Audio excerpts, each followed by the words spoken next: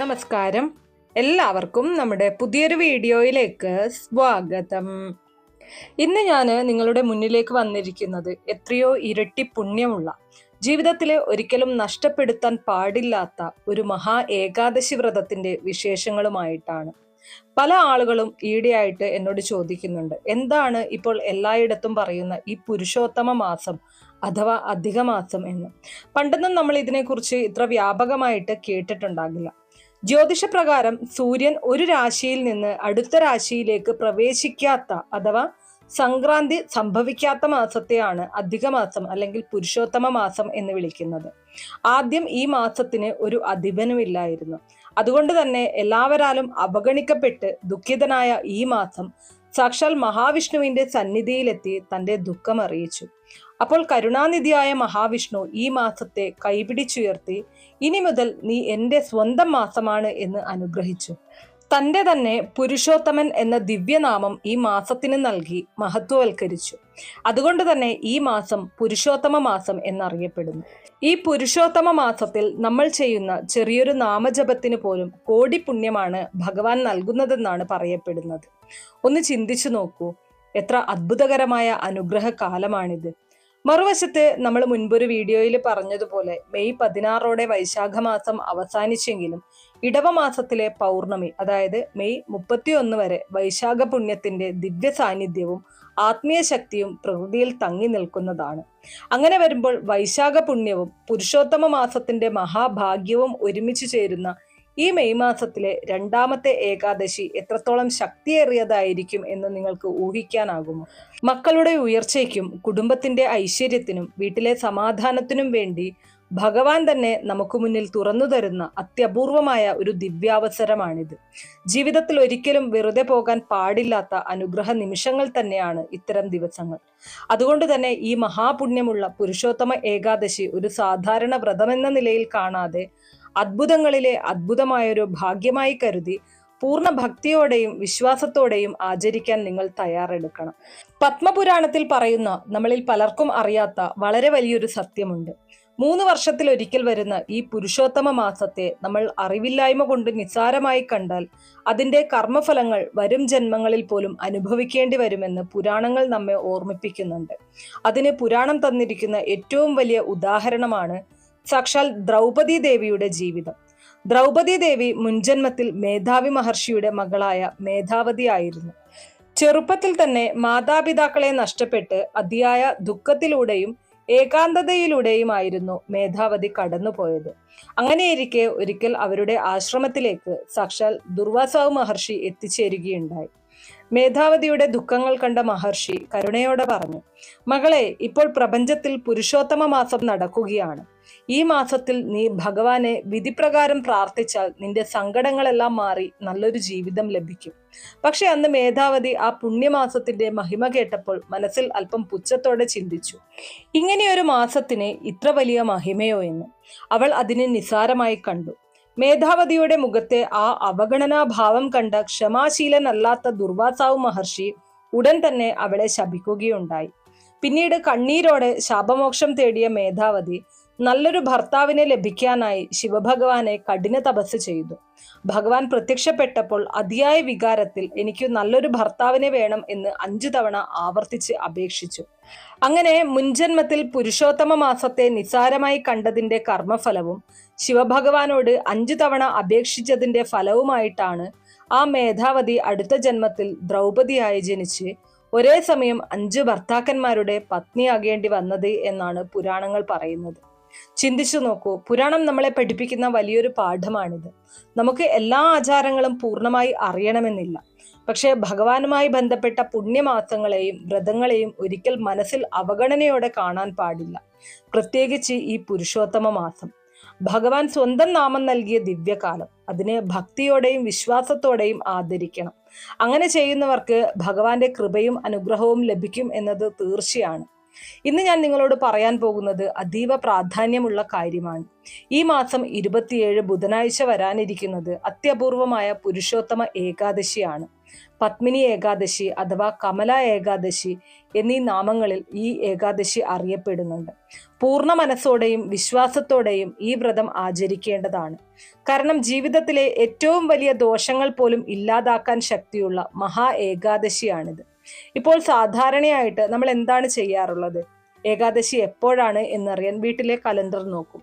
ഇപ്പോൾ ഈ തവണ പലർക്കും ഒരു സംശയം വരാനിടയുണ്ട്. കാരണം മെയ് 26-നും ഏകാദശി അടയാളപ്പെടുത്തിയിട്ടുണ്ട്, മെയ് 27-നും ഏകാദശി അടയാളപ്പെടുത്തിയിട്ടുണ്ട്. അപ്പോൾ ഏതാണ് ശരിയായ ഏകാദശി എന്ന് പലരും ആശയക്കുഴപ്പത്തിലാകും. അതുകൊണ്ട് ഏകാദശി തിഥിയുടെ സമയം വളരെ ശ്രദ്ധിച്ചു കേൾക്കണം. ഏകാദശി തിഥി ആരംഭിക്കുന്നത് മെയ് 26 ചൊവ്വാഴ്ച അതിരാവിലെ 5:10 അത് തുടർന്ന് നിൽക്കുന്നത് മെയ് 27 ബുധനാഴ്ച രാവിലെ 6:21 വരെയാണ്. അപ്പോൾ ശ്രദ്ധിച്ചോ, മെയ് 26-ാം തീയതി മുഴുവൻ ഏകാദശി തിഥി നിലനിൽക്കുന്നുണ്ട്. പക്ഷെ ഞാൻ ആദ്യം പറഞ്ഞതുപോലെ ഈ വിശിഷ്ടമായ പത്മിനി ഏകാദശി ആചരിക്കേണ്ടത് മെയ് 27 ബുധനാഴ്ചയാണ്. അതെന്തുകൊണ്ടാണെന്നുള്ളത് നിങ്ങൾക്കറിയാമോ? കാരണം ബുധനാഴ്ച സൂര്യോദയ സമയത്ത് ഏകാദശി തിഥി നിലനിൽക്കുന്നുണ്ട്. അതിനൊപ്പം തന്നെ അതിന് പിന്നാലെ അതിപുണ്യമേറിയ മഹാദ്വാദശി യോഗവും ചേരുന്നു. നമുക്കറിയാം, ഏകാദശിയും ദ്വാദശിയും മഹാദ്വാദശി യോഗത്തോടെ ചേരുന്ന ദിവസം ആചരിക്കുന്ന ഏകാദശി വ്രതത്തിന് അത്യുന്നത ഫലമാണ് ലഭിക്കുന്നത്. അതുകൊണ്ട് തന്നെ ഈ വർഷം അതിവിശിഷ്ടമായി പുരുഷോത്തമ ഏകാദശി വ്രതം ആചരിക്കേണ്ടത് മെയ് 27 ബുധനാഴ്ച തന്നെയാണ്. ഈ പുരുഷോത്തമ മാസത്തിൽ ഇത്തരമൊരു ദിവ്യയോഗം ലഭിക്കുന്നത് കോടി പുണ്യമാണ് നമ്മുടെ ജീവിതത്തിലേക്ക് കൊണ്ടുവരുന്നത്. അതുകൊണ്ടാണ് ഞാൻ വീണ്ടും വീണ്ടും പറയുന്നത്, അന്ന് നിങ്ങൾ ഭഗവാന് സമർപ്പിക്കുന്ന ഒരു തുളസി ഇല പോലും നിങ്ങളുടെ 7 തലമുറകളിലെ ദോഷങ്ങളെയും പിതൃശാപങ്ങളെയും പോലും അരിഞ്ഞു മാറ്റാൻ ശക്തിയുള്ളതാണ്. കുടുംബത്തിൽ തീരാത്ത കടബാധ്യതകളാൽ വേദനിക്കുന്ന ആളുകൾക്കും മക്കളെ ചൊല്ലി കണ്ണീരോടെ ജീവിക്കുന്ന ആളുകൾക്കും ദാരിദ്ര്യ ദുഃഖങ്ങളിൽ കഴിയുന്ന കുടുംബങ്ങൾക്കും ഭഗവാൻ നൽകുന്ന മഹത്തായ ശാപമോക്ഷ ദിനമാണ് ഈ പുരുഷോത്തമ ഏകാദശി. നമുക്കറിയാം, ഏകാദശി വ്രതം എന്നത് ഏകാദശി തിഥി വരുന്ന ഒരു ദിവസം മാത്രം നോൽക്കുന്ന വ്രതമല്ല. അത് 3 ദിവസത്തെ ഒരു തപസ്സാണ് എന്ന് തന്നെ പറയാം. ദശമി, ഏകാദശി, ദ്വാദശി ഈ 3 തിഥികളിലായിട്ടാണ് ഒരു ഏകാദശി വ്രതത്തിന്റെ പൂർണ്ണ അനുഷ്ഠാനം നടക്കുന്നത്. അപ്പോൾ നിങ്ങൾ വളരെ ശ്രദ്ധിച്ചു കേൾക്കണം. മെയ് 25 തിങ്കളാഴ്ച, അതായത് ഇന്നാണ് ദശമി വരുന്നത്. മെയ് 26 ചൊവ്വാഴ്ച, നാളെ ഏകാദശി തിഥി ആരംഭിക്കുന്നു. മെയ് 27 ബുധനാഴ്ച, ഏകാദശിയും ദ്വാദശിയും ചേർന്ന മഹാപുണ്യദിനം, അന്നാണ് വ്രതം ആചരിക്കേണ്ടത്. അതായത് മെയ് 27 അതിരാവിലെ ഏകാദശി തിഥി അവസാനിച്ചാലും സൂര്യോദയ സമയത്ത് ഏകാദശി നിലനിൽക്കുന്നതിനാലും അതിനോടൊപ്പം മഹാദ്വാദശി യോഗം ചേരുന്നതിനാലും അന്നാണ് ഈ പുരുഷോത്തമ ഏകാദശി വ്രതം അതിവിശിഷ്ടമായി ആചരിക്കേണ്ടത്. അതുകൊണ്ട് തന്നെ ദശമിയോടനുബന്ധിച്ച് ചെയ്യേണ്ട എല്ലാ തയ്യാറെടുപ്പുകളും മെയ് 25 തിങ്കളാഴ്ച, അതായത് ഇന്ന് തന്നെ ആരംഭിക്കണം. ഈ 4 ദിവസവും, അതായത് ദശമി മുതൽ ദ്വാദശി വരെ നമ്മൾ പുണ്യതിഥികളിലൂടെയാണ് കടന്നു പോകുന്നത് എന്ന കാര്യം ആരും മറക്കരുത്. ദശമി ദിവസം സാധാരണയായിട്ട് ചെയ്യേണ്ട പ്രധാന കാര്യങ്ങൾ എന്തൊക്കെയാണ് എന്നുള്ളത് നോക്കാം. നോൺ വെജ് ഭക്ഷണം പൂർണ്ണമായിട്ടും ഒഴിവാക്കുക, മനസ്സിലും വാക്കിലും ശുദ്ധി പാലിക്കുക, അനാവശ്യ വഴക്കുകളും കോപവും ഒഴിവാക്കുക, രാത്രി വൈകി ഉറങ്ങാതിരിക്കാൻ ശ്രദ്ധിക്കുക, ഭഗവാന്റെ നാമം ജപിക്കുക, വീട്ടിലെ ദീപം തെളിയിച്ച് വിഷ്ണു സഹസ്രനാമമോ ഓം നമോ നാരായണായ ജപമോ ചെയ്യുക. ഇങ്ങനെ ദശമി മുതൽ മനസ്സും ശരീരവും ശുദ്ധമാക്കി പ്രവേശിക്കുന്ന ഏകാദശി വ്രതത്തിന് ഭഗവാന്റെ കൃപ അതിശക്തിയായി ലഭിക്കും. ഇനി അതുപോലെ തന്നെ നമ്മൾ സാധാരണ ഏകാദശിയുടെ തലേ ദിവസമായിട്ടുള്ള ദശമി ദിനത്തിലാണ് ഒരിക്കൽ എടുക്കാറുള്ളത്, അല്ലെ? അപ്പോൾ ഈ തവണ മെയ് 25 തിങ്കളാഴ്ചയാണ് ദശമി. അതുകൊണ്ട് അന്നേ ദിവസം തന്നെ വ്രതത്തിനുള്ള എല്ലാ ഒരുക്കങ്ങളും നടത്തി ഒരിക്കൽ എടുക്കണം. ഒരു പ്രധാന കാര്യം വളരെ ശ്രദ്ധിക്കണം. മെയ് 26 ചൊവ്വാഴ്ച പുലർച്ചെ മുതൽ തന്നെ ഏകാദശി തിഥി ആരംഭിക്കുന്നതിനാൽ ഭഗവാന് സമർപ്പിക്കാനുള്ള തുളസി ഇലകൾ മെയ് 25 തിങ്കളാഴ്ച സന്ധ്യയ്ക്ക് മുൻപ് തന്നെ നുള്ളി വയ്ക്കണം. ഒട്ടുമിക്ക എല്ലാവർക്കും അറിയാവുന്ന കാര്യമാണ്. അപ്പോൾ എല്ലാവരും അത് ചെയ്തിട്ടുണ്ടാകും എന്ന് തന്നെയാണ് വിശ്വസിക്കുന്നത്. അതുകൊണ്ട് സന്ധ്യയ്ക്ക് മുൻപ് തന്നെ നല്ല ശുദ്ധിയോടെ തുളസിയിലകൾ നുള്ളി വാടാതിരിക്കാനായിട്ട് അല്പം വെള്ളമൊക്കെ ഒഴിച്ച് പാത്രത്തിലോ നനവുള്ള തുണിയിലോ ഒക്കെ സൂക്ഷിച്ചു വയ്ക്കുക. ശേഷം ദശമി ദിവസം രാത്രി ലഘുഭക്ഷണം കഴിച്ച് പൂർണ്ണ ബ്രഹ്മചര്യ നിയമത്തോടെയും ഭഗവാനെ ധ്യാനിച്ചും മനസ്സ് ശാന്തമാക്കിയും ഉറങ്ങാൻ കിടക്കണം. ഇനി നമ്മൾ മെയ് 26 ചൊവ്വാഴ്ചയിലേക്ക് കടക്കുകയാണ്. പിറ്റേ ദിവസമാണ് പ്രധാനമായ ഏകാദശി വ്രതം ആചരിക്കേണ്ടത്. എങ്കിലും ഒരു കാര്യം മനസ്സിൽ ഉറപ്പാക്കിയിരിക്കണം, അതിരാവിലെ തന്നെ ഏകാദശി തിഥി ആരംഭിച്ചു കഴിഞ്ഞിരിക്കുന്നു. അതുകൊണ്ട് തന്നെ മെയ് 27 നമ്മൾ പാലിക്കാൻ പോകുന്ന എല്ലാ ചിട്ടകളും നിയന്ത്രണങ്ങളും മെയ് 26 ചൊവ്വാഴ്ചയും പരമാവധി പാലിക്കേണ്ടതാണ്. കാരണം അന്നു മുതൽ തന്നെ ഏകാദശിയുടെ ദിവ്യശക്തി ആരംഭിച്ചിരിക്കുന്നു. മെയ് 26 ചൊവ്വാഴ്ചയും നമ്മൾ ഏകാദശി ദിനത്തിൽ സാധാരണ ചെയ്യുന്നത് പോലെ അരിഭക്ഷണം പൂർണ്ണമായും ഒഴിവാക്കണം. രാവിലെ ആയാലും ഉച്ചയ്ക്കായാലും ചോറ് കഴിക്കരുത് എന്ന കാര്യം പ്രത്യേകം ശ്രദ്ധിക്കുക. അങ്ങനെ വരുമ്പോൾ മെയ് 26 ചൊവ്വാഴ്ചയും മെയ് 27 ബുധനാഴ്ചയും ഈ 2 ദിവസവും നമ്മൾ അരിഭക്ഷണം ഉപേക്ഷിച്ചുകൊണ്ടായിരിക്കണം ഈ മഹാവ്രതത്തിലേക്ക് പ്രവേശിക്കുന്നത്. സാധാരണ ഏകാദശി വ്രതത്തില് ഗോതമ്പും ഒഴിവാക്കണമെന്നാണ് പറയാറുള്ളത്.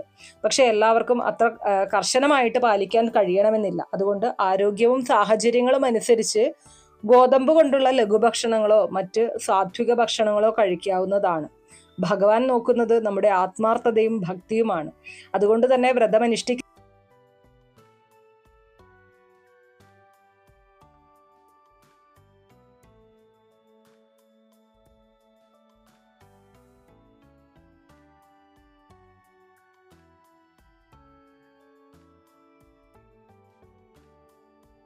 ഇനി അന്നേ ദിവസം നമ്മൾ എന്തൊക്കെ കാര്യങ്ങൾ ചെയ്യണം എന്ന് നോക്കാം. അതിരാവിലെ എഴുന്നേറ്റ് കുളിച്ച് ശുദ്ധിയായി വൃത്തിയുള്ള വസ്ത്രം ധരിച്ച് പൂജാമുറിയിൽ എത്തണം. കാരണം അപ്പോഴേക്കും ഏകാദശി തിഥി ആരംഭിച്ചു കഴിഞ്ഞിരിക്കും. തുടർന്ന് നിലവിളക്ക് തെളിയിച്ച് ഭഗവാനെ പ്രാർത്ഥിക്കണം. ഈ സമയത്ത് ഭഗവാന്റെ ഫോട്ടോയ്ക്ക് മുന്നിൽ അല്ലെങ്കിൽ വിഗ്രഹത്തിന് മുന്നിലായിട്ട് ഒരു നെയ്വിളക്ക് സമർപ്പിക്കുന്നത് അത്യന്തം ഐശ്വര്യകരമാണ്. ഏകാദശി ദിവസങ്ങളിൽ സാധാരണയായിട്ട് നമ്മൾ നെയ്വിളക്ക് കൊളുത്താറുണ്ട്. അതുപോലെ തന്നെ ഈ പുരുഷോത്തമ ഏകാദശിയിലും ഭഗവാന്റെയും തുളസീദേവിയുടെയും മുൻപിൽ ഒരു നെയ്വിളക്ക് കൊളുത്തി വയ്ക്കുന്നത് വലിയ പുണ്യമായിട്ടാണ് കരുതപ്പെടുന്നത്. അതിനുശേഷം ഈ വ്രതം എടുക്കാനുള്ള അനുഗ്രഹവും ശക്തിയും ഭഗവാനോട് പ്രാർത്ഥിക്കാം. എല്ലാവരുടെയും മനസ്സിൽ ഏറ്റവും കൂടുതൽ നിറഞ്ഞു നിൽക്കുന്ന ആഗ്രഹങ്ങൾ എന്തൊക്കെയാണ്? മിക്കപ്പോഴും അത് മക്കളെ കുറിച്ചായിരിക്കും അല്ലെ. മക്കൾക്ക് നല്ലൊരു ജോലി ലഭിക്കണം, നല്ലൊരു വിവാഹം നടക്കണം, കടബാധ്യതകളിൽ നിന്ന് രക്ഷ നേടണം, രോഗദുരിതങ്ങൾ മാറണം, ജീവിതത്തിൽ സമാധാനവും ഉയർച്ചയും വരണം. ഇങ്ങനെ എത്രയെത്രയോ പ്രാർത്ഥനകളും സങ്കടങ്ങളുമാണ് ഓരോ അമ്മമാരുടെയും മനസ്സിൽ ഒളിഞ്ഞിരിക്കുന്നത്.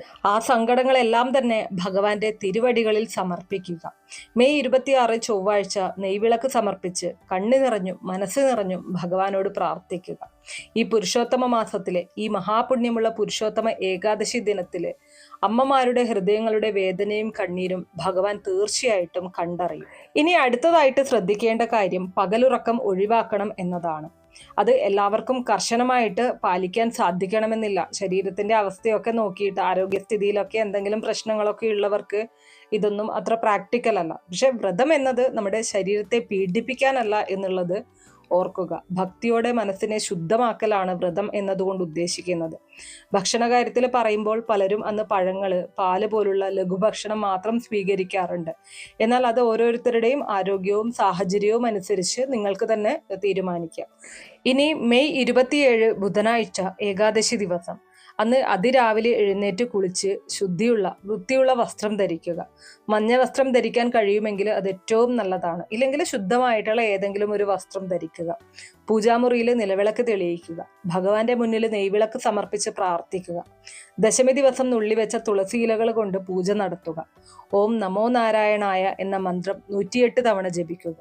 അന്നേ ദിവസം ഏറ്റവും പ്രധാനപ്പെട്ടത് മനസ്സിൽ ഭഗവാനെ സ്ഥിരമായി ഓർക്കുക എന്നതാണ്.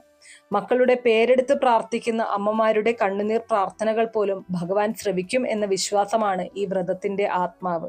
എൻ്റെ മക്കൾക്ക് നല്ല ബുദ്ധിയും ആരോഗ്യവും ആയുസ്സും നൽകണമേ, ഈ കുടുംബത്തിലെ ദുഃഖങ്ങൾ മാറ്റണമേ എന്ന് നല്ല മനസ്സോടെ പ്രാർത്ഥിക്കുക. അത് ഒരു ഭക്തിയുടെ ശക്തമായ സമർപ്പണമാകുന്നു. ഇനി ഏകാദശി വ്രതത്തിലെ വളരെ പ്രധാനപ്പെട്ട ഭാഗം ഹരിവാസര സമയം. ഹരിവാസര സമയത്ത് ഭഗവാൻ വിഷ്ണു ലക്ഷ്മി സാന്നിധ്യം അതീവ ശക്തമായി നിലനിൽക്കുന്ന സമയമാണെന്നാണ് പറയപ്പെടുന്നത്. ഈ സമയത്ത് ഭക്തിയോടെ നാമജപവും ഉപവാസവും നടത്തുന്നത് അത്യന്തം ഫലപ്രദമാണ്.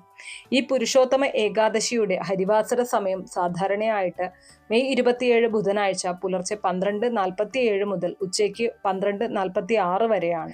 ഈ സമയത്ത് സാധിക്കുന്നവർ പൂർണ്ണ ഉപവാസത്തോടെ മനസ്സുരുകിയ നാമജപത്തോടെ ഭഗവാനെ സ്മരിക്കുന്നത് അത്യന്തം പുണ്യകരമാണ്. ഈ സമയത്ത് ക്ഷേത്ര ദർശനം ചെയ്യാൻ കഴിയുന്നതും വലിയ അനുഗ്രഹമായിട്ടാണ് കണക്കാക്കപ്പെടുന്നത്.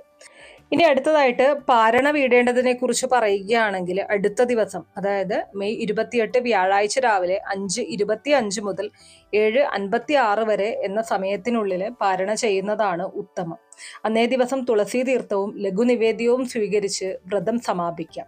തുളസീദേവിയെ സ്മരിച്ച് ഭഗവാനെ നന്ദിയോടെ പ്രാർത്ഥിച്ചുകൊണ്ട് വ്രതം പൂർത്തിയാക്കുന്നത് ഏറെ ശ്രേഷ്ഠമാണ്.